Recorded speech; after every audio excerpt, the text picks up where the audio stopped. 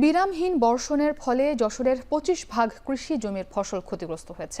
নষ্ট হয়েছে টমেটো, বাঁধাকপি, ফুলকপি সহ আগাম জাতের শীতকালীন সবজি। এ বিষয়ে বিস্তারিত জানিয়েছেন রিপন হোসেন। সারা দেশে যে সবজি উৎপাদন হয় তার সিংহভাগ যশোরে হয়ে থাকে। যশোরের উৎপাদিত যে সবজি সেই সবজি কিন্তু সারা দেশে সরবরাহ হয়ে থাকে। সামনে যে শীত মৌসুম আসছে সেই শীত মৌসুমকে সামনে রেখে যশোরে প্রায় ১৭,০০০ হেক্টর জমিতে বিভিন্ন জাতের সবজি চাষের লক্ষ্যমাত্রা নির্ধারণ করেছে কৃষি বিভাগ।